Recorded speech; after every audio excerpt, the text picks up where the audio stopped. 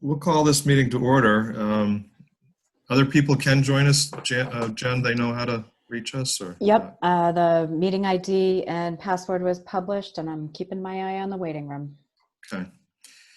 So it being 5 o'clock, I will open the call to order the regular scheduled meeting of the Katuah Water Commission, a historic first to be broadcast over Zoom in a virtual setting instead of good old friendly confines of Freedom Hall. Mark Robinson, Chair, with Commissioners Horsley and Hoppenstadt, joined by staff Jennifer Nash and Chris Wiseman, Superintendent. We have a fairly short agenda, I think, some important items. I would like to just thank the staff again for during this important period in Katuah's history for being so responsive to a lot of different things that are coming at them that are a little bit out of whack. In addition to the normal things, this month instituting the flushing program that we do annually.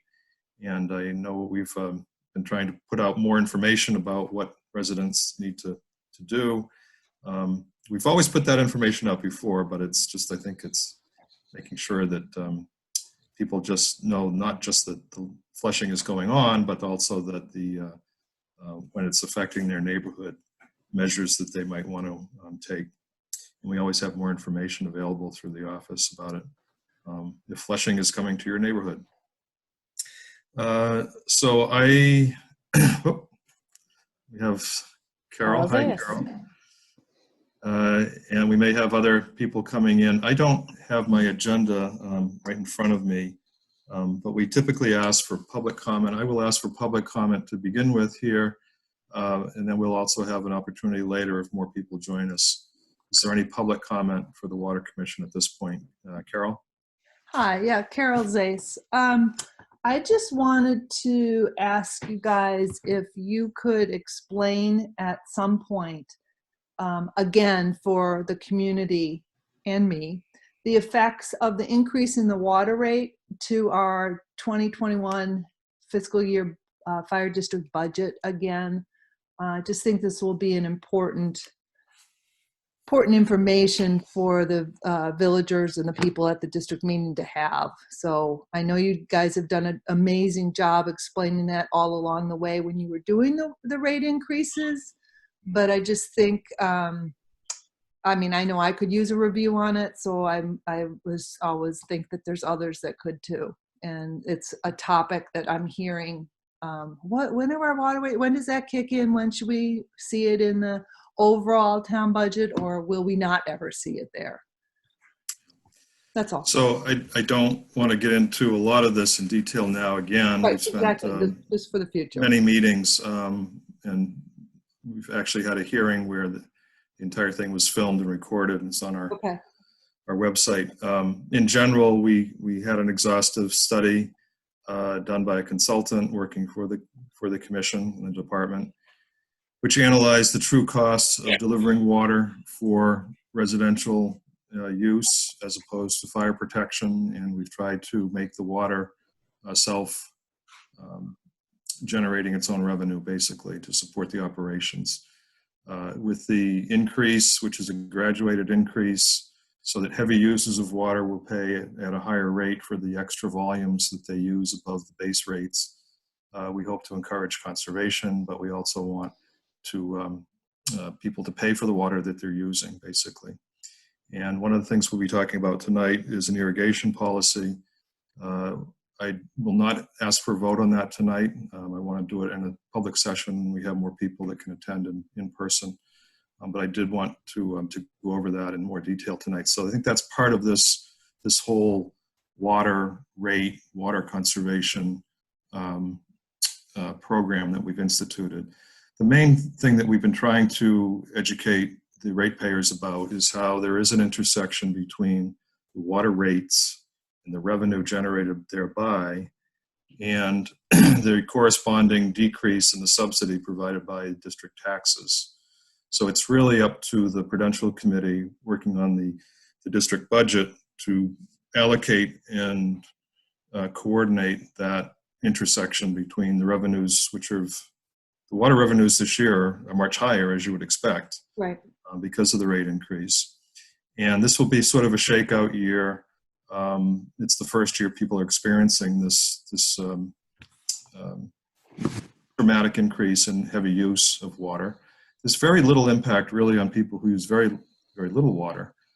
My household is small. We don't irrigate, and I've seen virtually no impact in my bill. But we do know that there are people with large lawns that irrigate a lot that are paying a lot more than they used to this year.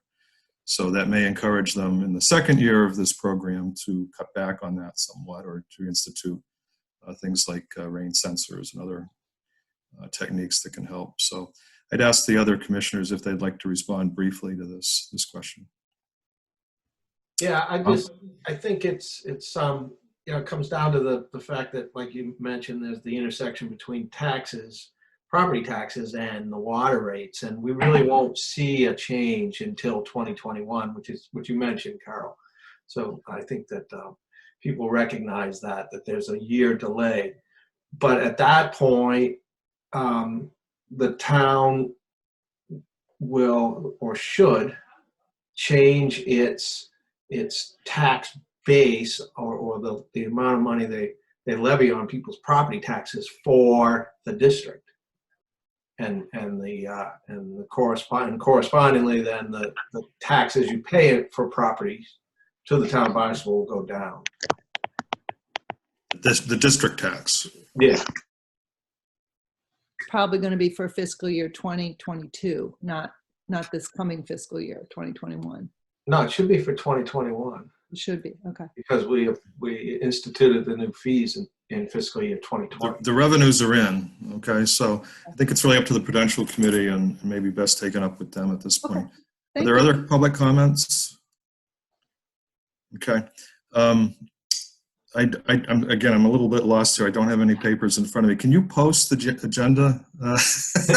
Raise it up just a little Raise bit. it up. Raise it up, Chris. There you What go. do we got? We The got next on the agenda is the Superintendent's report.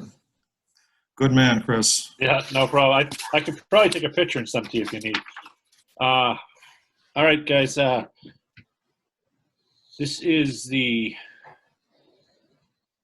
April report. Pumpage in March of 2019 was $7,340,000, and pumpage for 2020 March is $7,112,000 for a decrease of $518,000. So just about $100 million less than last year. Not too concerned about that. I think people are actually might get the idea that water was a little more. We told people to start using less. It's been a little wet. I like to see the pumpage go down right now, not up. So I'm pretty good there. I think we will see an increase next month because we have started flushing. It should be a little more, I'd say around the same, but at least the pumpage itself is going to be up. I don't know about the percentage wise with all the bills that went out and the people that were calling Jen up and asking why they were up. I think you'll see the pumpage comparison be down still. We didn't have any new services done in March, no replacement services. Talked about the tank cleaning last month that was scheduled to be done second week of April. They called me and canceled. They were having trouble keeping a staff with everything going on. He said he's going to call to reschedule it. I'm going to have to wait to do the clean out on Santua till probably fall, but they can come and do the power wash at any point because that won't be affecting water consumption at all. This is for you, Mark, too. I neglected to tell you, you had a question last month on 671 Main Street. We have some test wells out there to check the quality of the water, and you asked if this was a reimbursable bill. It was for a year that was in the contract. Right now, they've agreed to still pay us for the actual tests that are done and a handling fee. So we still pay the excess for the reports and the comparison reports of the months before. They end up paying probably roughly around $650, I think it is, depending on the price of the samples. So they just pay for the samples that are being done. We pay for the engineering services. Can you explain what those tests are trying to study? It's basically to make sure it's not harming Station 3, VOCs, nitrates, nitrites, different contaminants from the septic system that they put in to make sure there's nothing traveling to Station 3, which they're quite close to the Zone 1 on. So that's why originally we had put in the contract for them to pay for the tests, but the contract was only with 2 owners ago, and it got carried on, and it only was for a year's worth of tests. So if we wanted it any further, we have to keep it going ourselves. We signed a 5-year contract to have it done, and they nicely have said, yes, we will still keep paying for the prices of the tests themselves. So maybe Commissioner Horsley can talk about travel time and whether 1 year's worth of travel time is going to make a difference. How far are the wells from the septic, the monitoring wells, Chris, do you know? From the Zone 1, they're about, I think it's 200 feet from the 150. I believe he could probably find the original report that was done for the town of Barnstable, who originally did that work, to say what the travel time in my head, but I could look it up and find the actual time, because I believe I remember the firm that did the test for the town of Barnstable and the report. I might have it at the office. Just a quick comment. Generally speaking, we use a rate of 1 foot per day. But if you're in close to a pumping well within the cone of depression, which we probably are here, the speed of the water, the velocity, groundwater, increases geometrically as you get closer to the well. So it would require some modeling, not necessarily anything too elaborate, but there are some ways to calculate this, but it's probably going to be a lot faster than the 1 foot per day as you get closer and closer to the well. So it's something that's hard to estimate without kind of going through those calculations. It's obviously going to vary too on the more you pump the well, the greater the drawdown, the greater the slope of the water table, and the faster it flows. I guess the question is, have we tested it for enough years to have intercepted the leachate from that septic system? How far away? 400 feet? Yeah, it's the property itself touches the backside of Zone 2. We actually have the Zone 1, excuse me. We have a perpetual easement there where they don't build on it. That they're not in the absolute opposite side of the almost on the main street is where the septic system is there, all in the front yard. I think it's an ampidrome system. We right now are monitoring it quarterly to make sure we have a deep well and a shallow well. So we're doing the suggestions of the firm originally on that. Yeah, my guess is it would be 30 days or less if it's that close and within the cone of depression. I mean, normally it would be more like 200 days, a foot per day, but given that we're in the drawdown area, it could be weeks or a month or so, but definitely within the time frame of the testing. Correct. Thank you, Chris. What, Yep. what are they, Tom? yeah, can I ask what they're monitoring for particularly? Like what are the chemicals that they're looking for in those wells? Are they doing nitrates, phosphates? Correct. They're doing all nitrate, phosphate. They're doing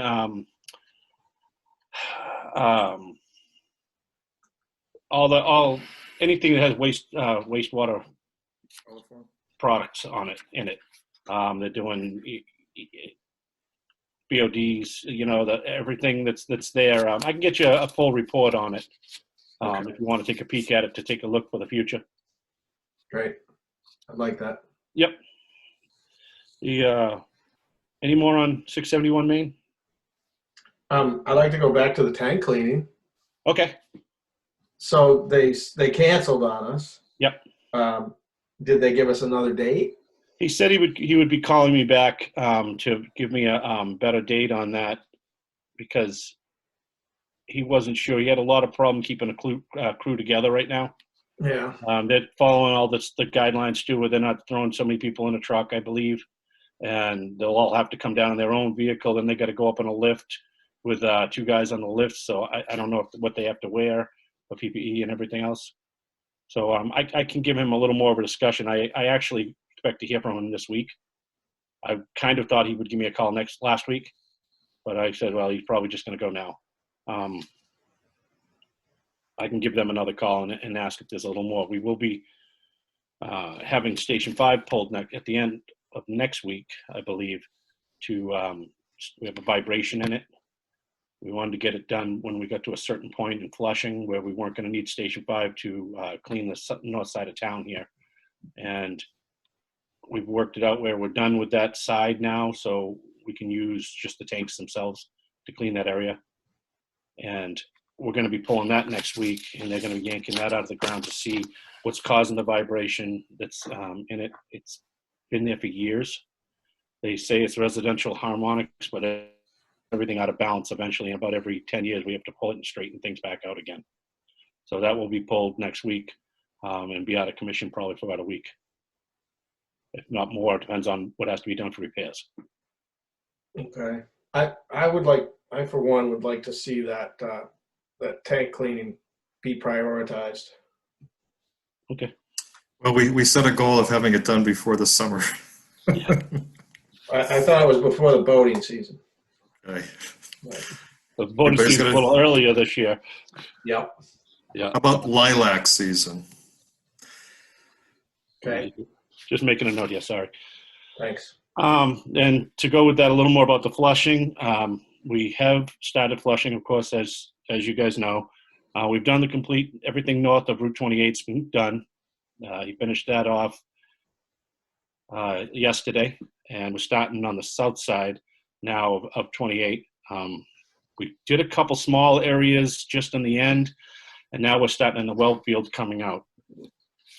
We only had a couple complaints as of yesterday, I think it was. We had a little bit of dirty water. I don't believe it was our fault yesterday. I believe the fire department was out doing some training on the other end of town, not really realizing that we were flushing. So it turned up a little bit in town. So I gave them a call, and they're going to hold off on any training till we're done flushing for now. I was going to say that was it, and we're doing great. But the reason I just made it into this meeting before is because I was on the phone with somebody over on Cornwall Court, who is a repeat offender, we'll say, of dirty water. And she has had it since noontime today, and it's still not clear. As I was talking to you, my phone just went off, and it was a friend of mine over off of Putnam Ave that has dirty water right now. So apparently with what we did today, it really shook up a little bit on that side of town also. So We had 4 calls today on that. 4? Okay. So it seems to be, for us to get out of the well field, it's drawing from other areas further away. And I don't know if it's because the tanks are further away and we're pumping out, we're not pumping wells on. It's going to be, this is the first year that I'm noticing further and further out, we're starting to get some calls. Maybe it's something we're going to have to do twice a year. I don't know, but we're going to see how this goes. I did tell the lady if she still has it tomorrow, I'll talk to her about going over and possibly seeing if there's another way we can relieve the problem over there. The last thing I have on my report is the security update. We're just about done. All the stations are on now. It's more of a cleanup stuff with the security project. I did get a call today with an update saying everything was going. It's more of coming down and checking, make sure all the other work was being done properly. I know we're not going to talk tonight about the GHD amendment bill or anything like that. It's not on the agenda, but I would like to have a meeting later on if we can. The engineers getting pressure from New York or something to see what's going on. So if we could get together at some point, I can discuss with Mark or anybody about possibly meeting just for a half an hour or so one night, just to talk about it. Other than that, that's what I have. Any questions? Any questions from the commissioners? What's Uh, the go ahead, Tom. pushback from GHD Engineering from New York? What are they looking for? Clarify that for me, please. The amendment that I had given you last month to look at, they're wondering why they're not billing right now, because they're basically at the end of their contract, the end of their original contract. So they were looking for the amendment. Why is there no billable hours going out and stuff like that? And why are you still working if you're not getting paid to them? Because I held a bill for about a month or maybe two. So this is really to address the overrun on the contract. Correct. Their And I position, their position is that it's within the contingency factor, but it's a big amount. The contingency was very high. Yeah. Right. Yeah. And so we did have one presentation. It was a little bit off the cuff, I thought, from Russ, yeah. yeah. And so yes, we can have him come back. I'd rather do it in a public setting rather than like this. I don't know when we can do that. All right, I'll just let you know too. Russ did approach me with an original amendment that was quite higher than the one that I handed you guys. I told him that wasn't. He said he actually went back and said that's not going to fly and do it. I'm going to tell you right now, you'll never see him again. So that is you guys never had the original amendment that was handed to him. He had him restructure it, and that's actually quite lower than what the original was put out at. I'll just let you know that too. I think we could maybe set a meeting date. I don't know what the other commissioners feel on that, but. Well, I would like a memo explaining the original bid, why the contingency was so high. It's almost like they building it in on purpose to me. Yeah, I'm sorry. To me, this is I do consulting work. It's small potatoes compared to this kind of a contract, but and things always come up that you don't foresee, and it seems to me that if it's a learning curve, that's not stuff that we're supposed to be paying for. Now, I understand that you said it was having to do with some of the inadequacy of our plans and. Yeah, some of the stuff was based on, and without getting into it too much, our previous 2 to 3, I mean, this was originally invented by a former commissioner, had 3 different engineers help him throughout the time that we had it, 2 different integrators. There was not a proper, every time an integrator came in and made a change, it didn't get put into the books or into the anything that we owned.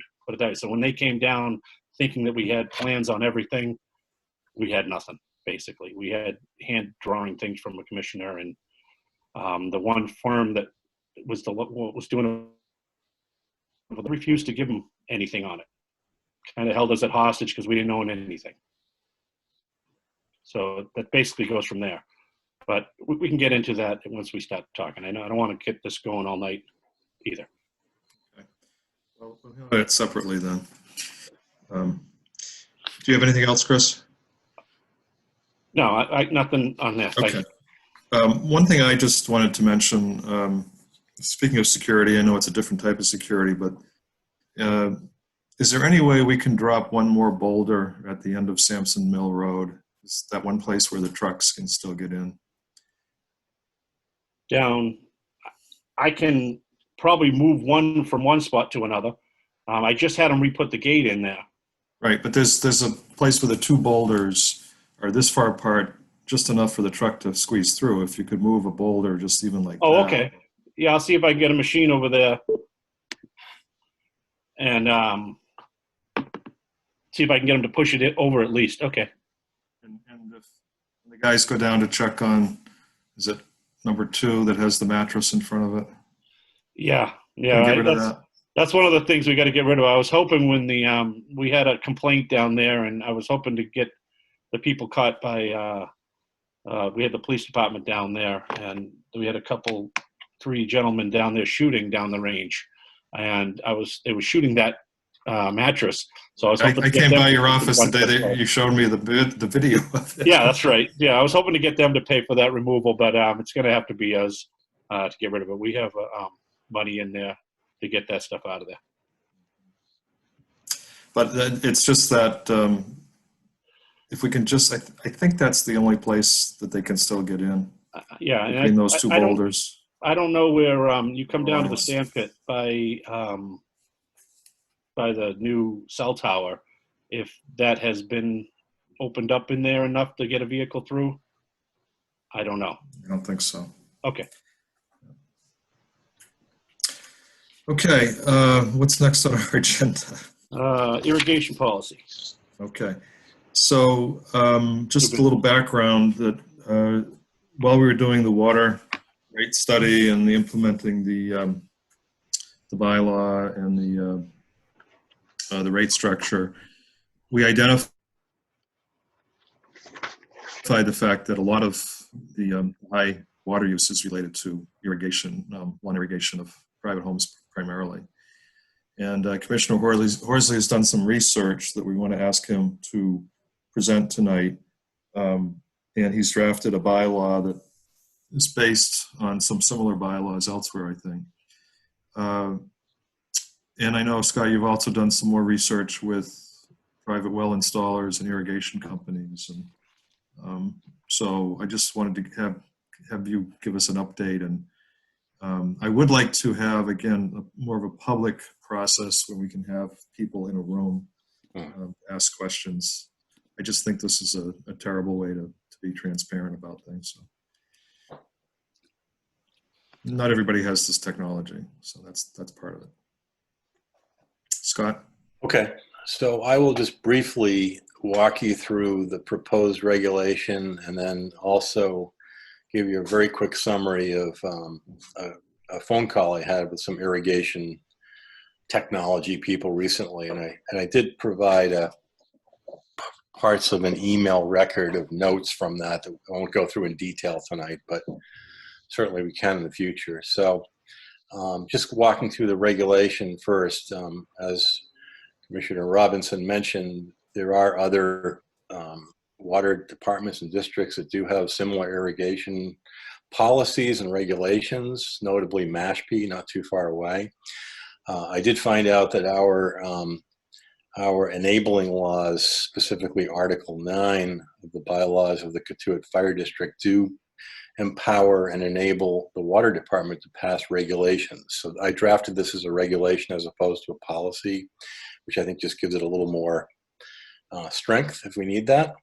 And basically the regulation provides some background as to why we might want to do this, and that includes the fact that we're pumping close to capacity during the summer.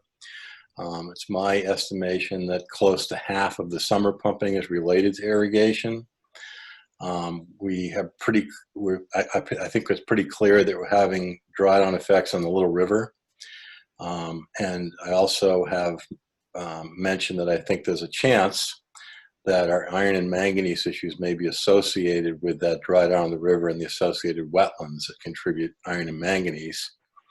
And the implication of that relates to a report we have that before us that proposes something close to $10 million but future treatment costs related to iron and manganese. So for all of those reasons, I think it's a good idea for us to reduce pumping during the peak season. And the best way to do that, I think, is to look at the lawn irrigation. And as I frequently remind people, this is a public drinking water supply. It is not a public irrigation supply.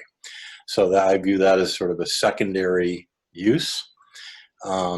In any case, what the regulation does, and this is partly modeled after Mashpee, but it does go a step further, and I'll try to clarify that.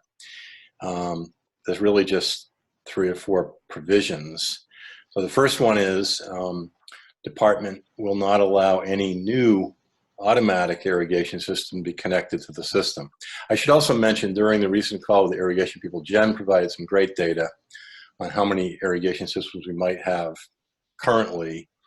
And the irrigation specialists I talked to suggested that about 95% of these existing systems do not have current smart water saving controls in them. So there is some opportunity to reduce demand by improving the technology. But nonetheless, the first provision in the regulation would be to essentially not allow any new systems to be brought onto the public system, but rather if people want to put those in, go to a private on-lot well.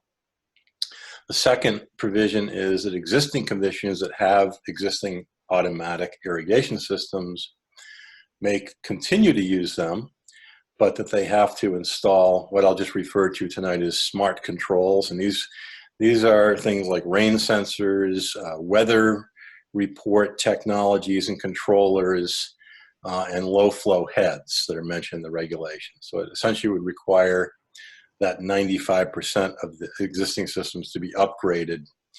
And the people that I talked to, again, in the irrigation business felt that there was, plenty of affordable technology that could be applied there. Now, the third provision of the proposed regulations that I wrote, and this is the one that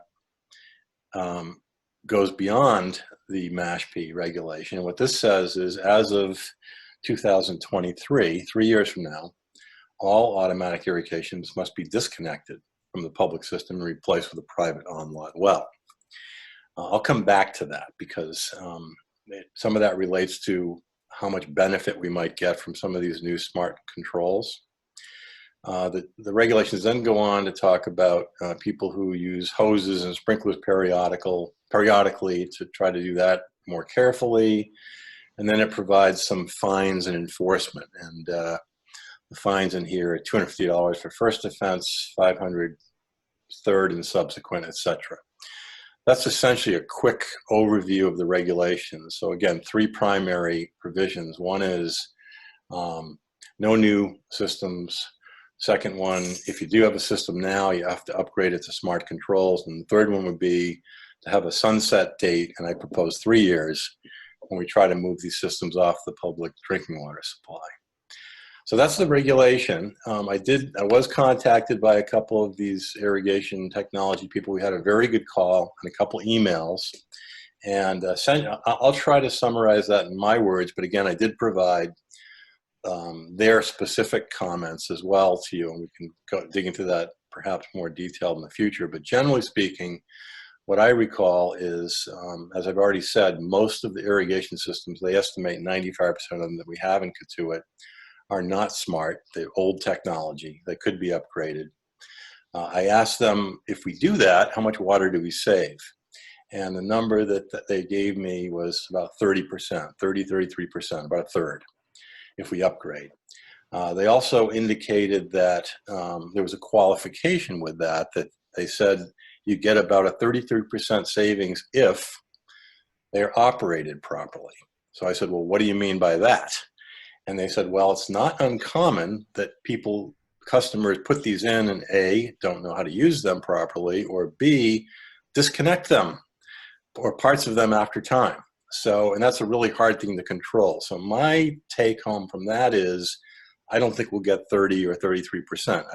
I would guess we might get half of that, maybe 15 or 16%, because people are people. And that's going to be a really hard thing to police.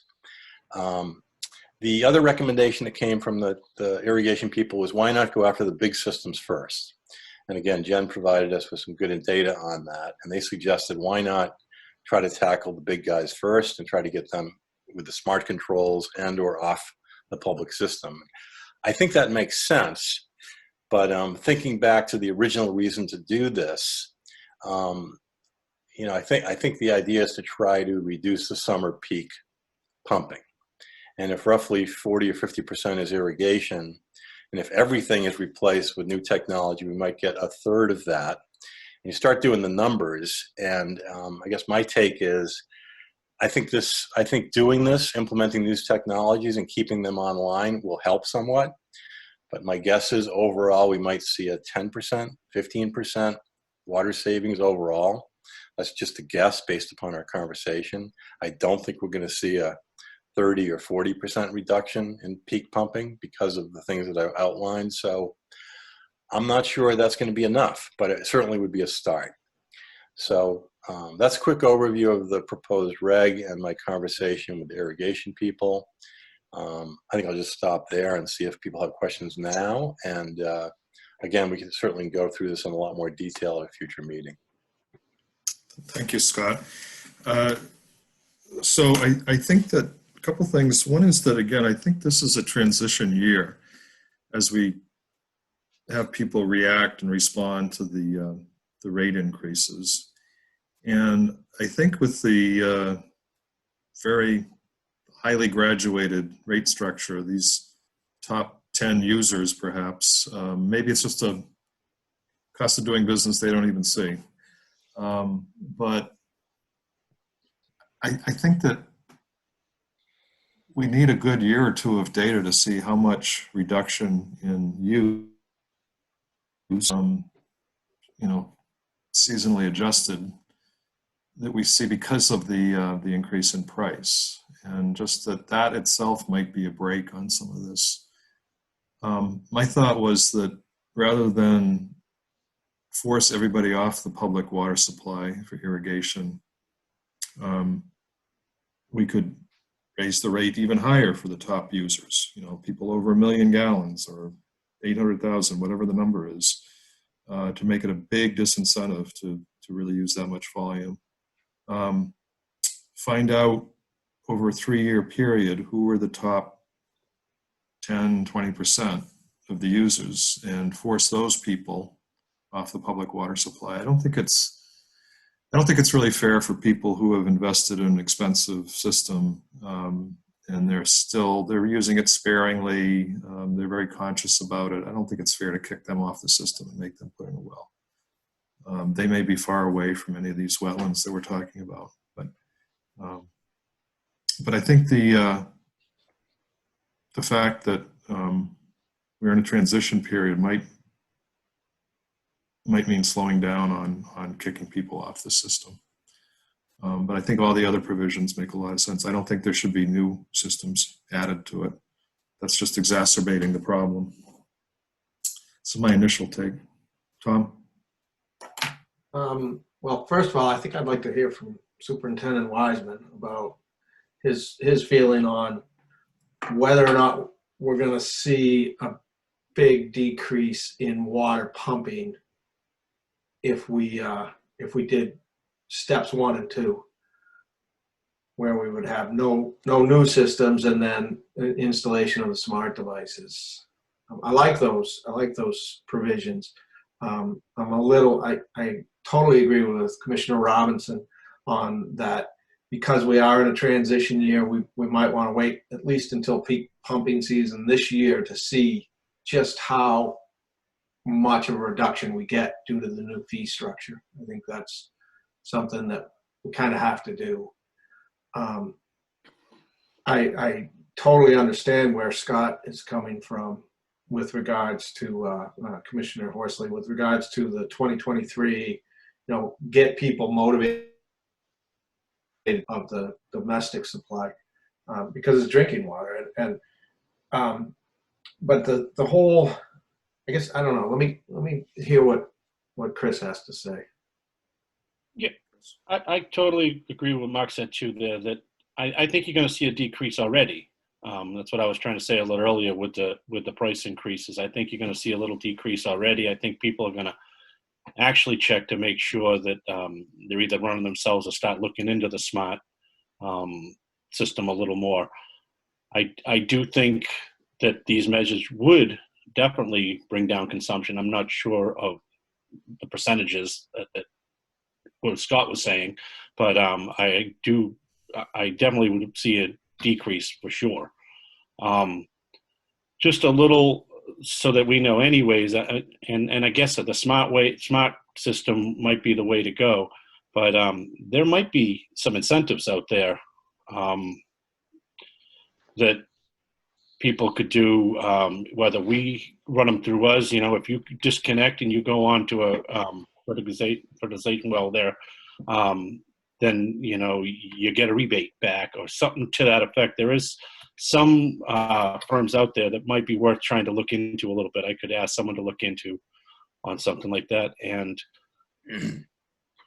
with our Water Management Act, we have to sign basically saying if we get into a drought situation, these sprinkler systems are only going to be able to do odd, even, or not at all. And it all goes off of a well. It might be, I think there are wells in Sandwich. It might be in Brewster. There's a couple different wells that they test that if it drops to a certain point, we have to put in certain regulation changes. And at that point, do we become the police and run around and see who's running at that point at 5 o'clock in the morning? Who gets up early and checks to see who's running and all? So I'm kind of going off here. To go back to your original question, yes, I think it would work. Tom, sorry. Thank you. Yeah. Thank you very much. I appreciate your insight. I guess a little concerned that if we were to kick people off of irrigation water, then they're going to put in their own wells and potentially pump even more than they are now, which would draw the water table down quicker. And that's something that I don't think we want to do. And I don't know if that's true. I mean, when they put in their own well, do they get a permit from DEP that says they can only pump so much? And they are then controlled by the same constraints that we are with respect to those monitoring wells? I don't think there's any state permit required, Tom. I believe the town of Barnstable may permit irrigation wells. I think there might be a Board of Health regulation, but I don't think it limits the pumping. And it's a good point, although my sense is that the reason we're seeing the drawdowns and the problems is because of the proximity of the well field to the river. Yeah. And even if you have the same amount of pumping, but you spread it out over the whole district, I think you're going to see a much less of a drawdown effect because it's spread out. It would depend where the wells are. If the big users are right on the river too, that could be a problem. You're right. Yeah. But if they're not in close proximity to the river, then they may not have as much of an effect. So I think there's a benefit there. But you're right. There's there's certainly a counter. This is probably a good intern study to take Jen's list of big volume users and put them on a map. And if they happen to be down along the shore in Ocean View or Oregon, they may not be affecting right the wetlands as much as if they were in the interior of the town, right? That was what I was thinking. A lot of these big users, again, I'm just guessing, are along the shoreline. I'm guessing and I'm generalizing, but I think I'm right. And those would probably not have the effect on the river. Yep. I would ask if there's any public comment. This is not a hearing. This is just an informational session. But if anybody would like to comment or ask a question, I'd take that now. Carol. I thank you for having second public comment. Having come from Sudbury, where I went through a process with the water there when we lived there for putting in irrigation regulations. And the first one they did was you had to have a private well. And I don't know about the existing system ones, but they definitely put that one in. And I think it's a great idea. And also directed, I like the conversation you had about directed conversations or mailing or education or whatever to the higher users. That would be great, because hold our hand along the way to get there would be wonderful versus each individual homeowner having to reinvent the wheel on how to get off of the public water. Anybody else? Yes, Jim Danhauser. I do think that it will be important to have an educational component to any of these efforts on a broader basis than just at a water commissioners meeting. Absolutely. Jen, I'd ask you if some of the calls you've gotten from the major users have, I guess, is there a correlation in your mind of the major users with the high bills and irrigation? Have they talked about irrigation when they complain? Do they admit that they have an irrigation? Oh yeah, and I do have an info field in our database where if they tell me they have one, I'm marking that off. I'll be able to run queries on that field to know who in the district has said that they have one. I do think the rate increase that we implemented is going to do two things. Specifically, people are now paying attention to how much they use, where they might not have looked at that before, and they are actively checking for leaks in their irrigation system. And this may prompt some, at least for the short term, some reaction to make sure that their system is running properly, that they aren't missing heads, that there aren't leaks. I've told them all how to look at their meter, how to look at what they're using. So I do think that will help bring the consumption number down a little bit.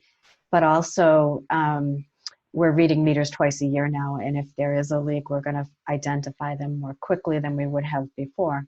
We're not reading every month, but we're reading twice a year, which will help. Great, thank you. So Scott, if I just might suggest, what I'm hearing is some consensus about the transition period. I don't think there's any reason to wait. We're not going to do it tonight, but in the near future to prevent any new systems. I think that that's irrespective of the rates or anything else. That's just good policy. And the encouragement of water saving devices for those systems, that could be implemented very soon too, I would think. But we do want some more public comment on it. And so, you know, maybe even our very first in-person meeting again, we could have it more of a public hearing. Yeah. I don't know what kind of regulations we're required to do for public hearings. We obviously want to do it because it's good government, but I think that's, you know, we try to get the word out more, maybe have an education session and then a public hearing and then adopt the regulation. And maybe defer the removal of existing systems until we get a couple of years under our belt. Just a couple thoughts. Thanks for those comments. All good comments. If Jim, I guess the question for you, you're the logical source here in terms of trying to get the word out. I'd be happy to work with you if there's a way to do something either in the newsletter or I don't know if you're doing the Civic Association meetings by Zoom or what you're doing, but if there's a way to work through your channels to try to get some of this done, I'm happy to work with you. And then the second comment is it would be pretty easy to put aside that one provision about the 2023 requirement sunset, moving systems out, and go ahead with the regulation on the two provisions that it seems like most people are supportive of. I didn't mention when I spoke to the irrigation people, that, and I don't remember the numbers, but they did indicate that there are quite a few systems going in, new systems going in every year. That apparently this is pretty popular to put people, not only new homes, but people just upgrading their properties. They seem to think there were quite a few of these going in. So putting a stop to that would probably be helpful. We talked about the golf course at one time. Yeah. What about the Kettleers field? Are they on the system? I have no idea. I They believe are. They are. the Kettleers have their own irrigation system over there. System or well? Well, they have a well. They have a well? They used to, at least. I don't know if they still do. They're not that high a users, if I remember right. Where it would be. I believe they do have their own. Scott, it's Jim Danhauser. We'd be happy to try to help in any process that you want to undertake. We're not currently having any Freedom Hall meetings, obviously, Yeah. and we have not tried to do any association public meetings by Zoom yet. But if we continue to see the calendar fly by, we'll probably try to undertake one. We have also not been issuing the currents because that's mostly intended to be something that communicates a calendar of events. And since there ain't no events, there ain't no calendar. That said, I've been toying with the idea of trying to put something together by way of occurrence, just to give people, we do now have these calls every week on Monday. Make sure people have that information, provide some additional information for them. And if we do proceed to do that, then we'd certainly want to include stuff about what's going on with the water commissioner's consideration of these issues. Let me just say for the record that if we hold the Katuitt 4th of July parade on Zoom, I'm leaving town. Is that a threat or a promise? Mark? Is Fran? Yes. Can I just make a comment? Sure, please. I just think the only problem I see with this is how are you going to know when somebody is putting in a new irrigation system? Well, we'll at least see it when we read their meter and there's a huge jump in their consumption. But prior to that, Yeah. I don't know. Because there are no permits required by the town for an irrigation system. So that's just, one. Did we find that out for sure? I know we had that question previously. The town. I have an irrigation system. I didn't require any permits to do it. Chris, Did at you what ask? point do you get, Chris, at what point do you get contacted for a new connection? Is it before the house is constructed? And I'm wondering if that would be a point where you could inform these people of the regulation. Yeah, we could always put it into a, if this comes into effect, we could put it down on the information sheet for applications. When somebody applies to the town for a building permit and a water connection, Yeah, well, somehow you have to sign off on it, right? somebody would apply to the town of Barnstable for a building permit and to the village of Katuitt for a water. That's a huge confusion to a lot of people around it, trying to find the local, the difference between the Barnstable and Katuitt, everything. Fran makes a good point, but my sense is that probably if we were to coordinate this with the building department and your sign off on a new water connection, seems to me that's a pretty good point at which we could inform them that. We're not seeing many new houses, though. We're Yeah. seeing rebuilds of houses that already have a water connection, right? Right. It would have to be on a replacement service or something like that even also. But they don't have to do an application. All they have to do is get a price on a replacement service. They already have an account, so it would just be updating. I'm a little, I don't know for sure, but usually anything that is attached to the plumbing system in a house needs a plumbing permit. So I guess I'm not doubting Fran here. I just like to check with a couple of the local irrigation people to find out if they ever have to pull to connect to the water system, to the personal plumbing.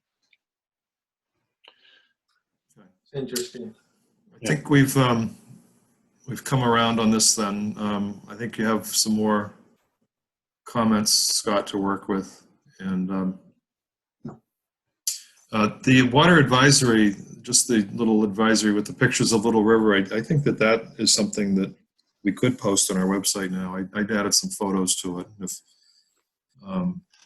Is there a photo credit on that? Absolutely. Okay. Did you get the chance to read it, Tom? No. Okay. All right. Well, maybe at our next meeting we could vote at least that. It's just talking about the effect of irrigation on drawdown and whatnot. Oh, is that what Scott shared at the last meeting? Yeah. Yeah, I read that. Yeah. Yeah, that'd be great. Could we vote to approve that and put it on the website? Absolutely. Okay. I'd make a Right. motion. So moved. Okay. Is there a second? Scott? Second. All those in favor of approving the water advisory regarding irrigation, say aye. Aye. Okay. And so Jen, you could post that up. I sent you a revised version with some more photos on it. But And I have just one other thought on the irrigation policy, and it's just related. If someone that was a large water user didn't want to put their own well in, maybe they have a vernal pool in their yard, they don't want to drain that, right? Draw that down. Could we offer as an alternative that they get a irrigation water meter. So they have a second meter at their house that's you know, that the rates are exceptionally high or higher for. Could we do that? Just as an option, just as something else we might want to consider. I've never heard of it, but I could look into it. See if anybody has heard of that. I'm sure there's places that have, especially if they're in a conservation area or low flow. Right. As you were saying, besides a vernal pool, a lot of these people are on the salt water. You know, they don't want to put salt water on their ground. If you get brackish water, you know, pumping straight out of the ground, Right. Okay. stuff like that. So you have to go pretty deep to get fresh water if you're on top of the ocean like that. Okay. Yeah, just something else. Thanks. Okay. We have, somebody had to leave. Was you, Tom? Yeah, I'm waiting for a call. My people just left. They're going to be 15, 20 minutes, and then they're going to be back, and I need to meet them when they get back. Okay.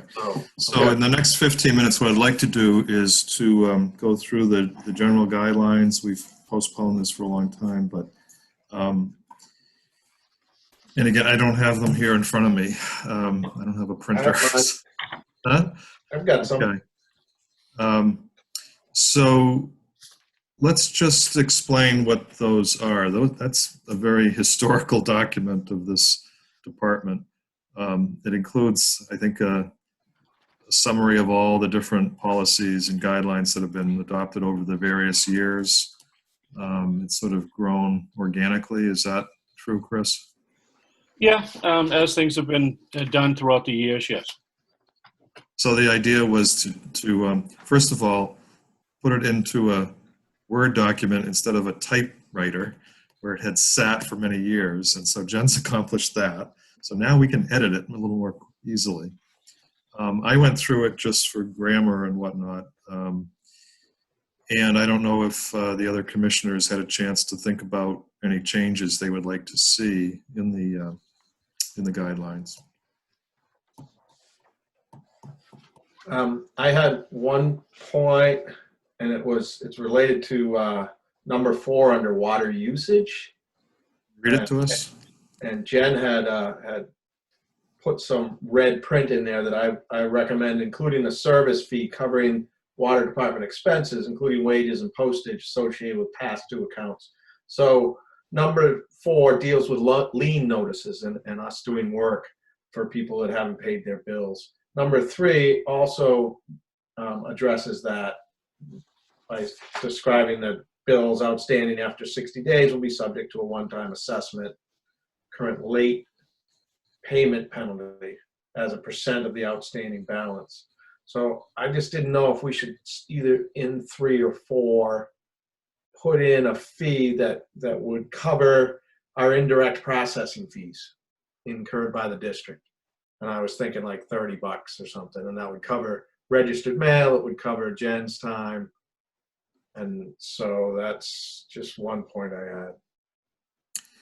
And that's for overdue bills, any overdue bill that's more than 60 days. Yeah, where the bills, where the ratepayers going into the lien process. That would be 360 days for the lien letter. Is that what you're talking for? Yeah, so it's 60 days for the outstanding bills, right? And that's an assessment fee. And then number 4 is for, the 360 days. You're right. Yes. So the preparation of the lien itself, is that what we're talking about? Are those prepared by the staff or by the council? So once an account is 360 days past due, I start with telephone calls to try and knock the list down a little bit. And then we send 2 rounds of certified letters per our council's instruction. And then if they fail to pay within that time at your August meeting is when I provide you the final list of what will be submitted to the town. And I think that's where Tom's talking about including the additional assessment fee for the 2 rounds of certified postage and the labor associated with the lien process. Right. Well, I know any certified letter is at least $8 nowadays. So there's 2 of them, that's 16. Yeah. Six and change, because we do it electronically. Okay. Well, that sounds. How much time do you think you spend, Jen, on the phone? If I had to guess, I'd say probably 20 hours. For the whole list? Yeah. Yeah. You call them twice. I start with an initial call, and that usually generates quite a few payments, and then the lien letter. So I guess I don't know what the fee would be, but it seems like we ought to have some revenue for the district for doing this work that these people, you know. Right. Well, it's work above and beyond the normal Right. course of business for Yeah. people who aren't compliant. Exactly. And, I know that Jen works with people who come in and ask for some considerations, and but to just not hear from people for that long, I think it's appropriate for them to pay for the extra work that's involved.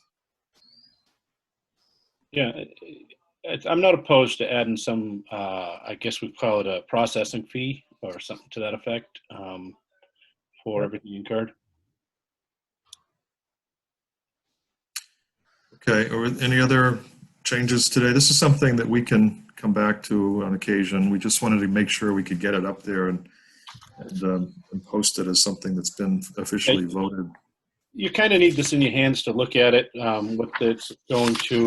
There's a few things on here. Jen has put in red, back on regulations, Mark, you had put in here, water department agents may enter upon premises supplied by water, and you had made a comment to put in with owner's permission, I think, Emily. There's mass law that states that we have the right to go in and check meters. I can get you the chapter and the section of it and everything else. So you really don't need to put that in there. It's kind of being, I think it might give somebody something to argue about if we put it in there. So that's just one thing that I noticed on there. Does that ever come up that it's an issue, Chris? Only once in the years I've been here has anybody ever telling me they want me to walk on their property even. And I said, well, I have to go over to your pit, which is behind your house. And he said, you walk on my property and I'll knock you out. So it was quite a time, but he's not around anymore. So I go over that pit anytime I want now. So it's okay. If you've got a general law to back you up, that's fine. I'm sure you're to exercise discretion. Yep. There's things on here, like I said, but we could look at it. We talk about it another time, but I think it's something to have in hand at least to review, and because she did go through and put everything in red there. That was some people's comments. Then she wrote quite a lengthy policy on flushing. Yeah. I don't think we need a book. I think we could edit it down a little bit and everything that's in there. I think the whole regulations are about 5 pages, and that might be 2.5. So I think we could look at it. Well, it's one of the flushing program is an important intersection for people with the department that might not have any other issue over the course of the year except for their bills. So I don't think that we can have too much information. Maybe it's not in the guidelines. Maybe some of that could be more of part of the operations, policies, procedures, something like that. Maybe as an appendix or something. Mr. Chairman, are you looking for a motion to adopt these? Yeah, I would like to get these adopted, perhaps with Tom's amendment. I have one more question. We can always revisit them, but I would like to get them adopted. We've been putting it off for too long. I have one more question before you do that. Yep. Back on number 7, just before the flushing program, Chris, we had talked about, although it's not our process to typically shut people off, we have talked about doing that for somebody who wasn't responsive for 12 years just to try and get a call back. We had a question in there, although it's not our regular practice to do so. Should we include a turn-on fee for reinstating a service turned off for non-payment that needed to be paid in advance with the balance due prior to turn-on? Yeah, I have a note on mine here that I think we should. I agree. Absolutely. Totally, yeah. So we would include a regular $50 turn-on fee? Yeah. Okay. I would that's make that's an another- motion here. I'm concerned we're going to lose Commissioner Hoppenstadt here. He's got an appointment coming up, and I think we should vote this. We can easily amend this anytime in the future, but Jen's done a lot of work on this. We've looked at it a couple times. I think I would move that we adopt it, and then if we want to revisit it anytime, make further revisions, we can do that. So moved. I'll second that. Okay, it's been moved and seconded to adopt the general guidelines and to post them on the website for public consumption. And these are just putting down in writing the policies and procedures and customary usage of the department staff. So I would say all those in favor say aye. Aye. Aye. Opposed? Chair votes aye. The guidelines have been approved. And with the two amendments regarding the $30 fee for the 360-day and the $50 turn-on fee for the scofflaws. Anything else on our agenda, Chris? Yeah, you did have budget review per the PRUCOM's request. Right. So this was actually a memo from the Civic Association, as I believe I incorrectly attributed it to the PRUCOM at one point. I apologize, Fran. Wondering if during this crisis, which has created hardships for a lot of people, whether the district committees revisit their budgets for the coming year, which have not been adopted yet because we haven't had the district meeting. Do we know when the district meeting will be, Jim? Or Fran? Tom, you got to go. Thank you, Hi, Tom. Tom. The current expectation is the last week of June. Okay. So I've gone through the budget again today. The only thing I could see that I would feel might be worth revisiting is the increase in gasoline from 8,000 to 10,000. Only because those prices are going to stay low for quite a while, I think. And if you have you're doing a little less driving, maybe too around the village, Chris, I don't know, but I would think that maybe we could bring that down 2,000, but I don't think that's really, I think that's more of a token effort and symbolic. I don't want to, we have recommended 3% increases for all staff. And I think that's appropriate. The staff is the most important asset of this department. And I think they ought to be treated fairly, and they do a great job. So the commissioners discussed that quite a bit. We've done personnel reviews to justify that increase. And other than that, I thought it was a fairly level funded budget, with the only exception being gasoline. So did you have anything to look at? Did you look at it, Scott? The budget? Was there anything we would revisit? We did approve it just within the last month. So Yeah, I don't have any further comments. Just to let you know, the only thing that was on, like you said, on there, the gas is the only thing we might have overestimated on, because when we currently started doing this, you don't know what gas is going to do, and it was much more expensive. I think we're currently paying $1.85 a gallon. Where when the fire department fills up, that's what we pay for until it's empty again over in COM. So we might be able to level fund that out. Down to what it was last year. Everything that was done is on actual expenses that we understand. Right. That were just increases from either the new SCADA system, either the new billing system, which just more printing.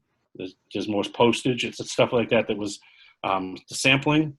It's samples that we have to take, so we have to do it. So those are the things that really increased, and we didn't we always try to keep it down as much as we can and just try to do the basics anyways. So unless there's, the only other thing I noticed was water sampling tests, and I think that's a vital part of the process. We haven't had any luck really with DEP doing the PFAS. They may or may not do it, who knows. We want to be able to budget that, and that's a critical part of our work, is to make sure the water supply is clean and healthy. And a lot of that stuff's mandated. That's on there. The stuff that the big increase that was there is because we have to do the SOCs and the radium and the gross alpha that's coming up that we have had to do for 3 to 5 years. So these are tests that we have to do. So Scott, unless you have any strong feelings, I would say that if Chris wants to revisit the gasoline, I think he's happy. I'm happy to let him do that, but I don't think it's worth adjusting. It's not going to make much of an impact on this. I would agree, and I would move that we approve it as written. Well, proposed. We have already approved it, so I think we'll just let it stand, and we don't need to vote on it. Changes. Yeah. Okay. So thank you for bringing that to our attention, but I really thought it was a very lean budget. So the other thing I'd just like to say is we are not going for any special appropriations there. Right. So that is something that was already planned because of past costs. Right. Okay. I've since Great. also had some conversations with Ray where we've talked about the projected revenue for next year and what he's anticipating from a collection standpoint. And if our predictions hold true, it's going to be a complete wash revenue to operating expense. So we will cover our expenses based on our current projections. Okay. Is there any other business of the Water Commission? Can we set a date for next month? The meeting for next month. The date, time.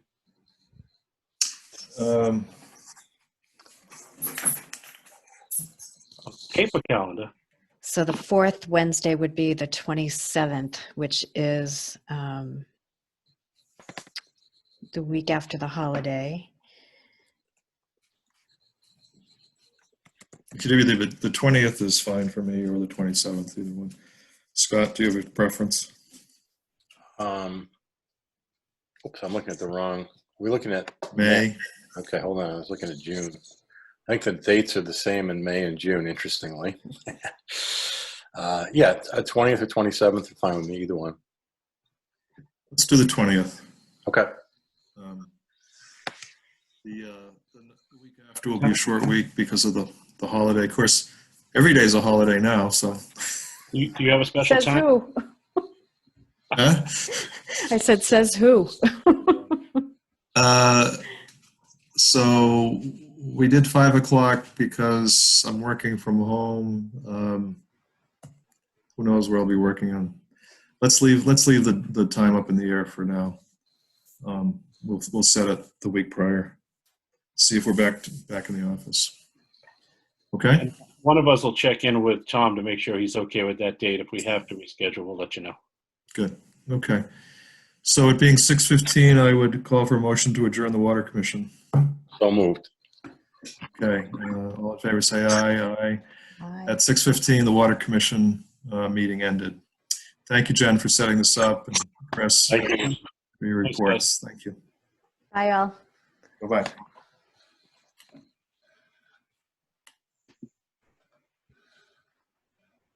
Thanks, Jen. boss. There you go.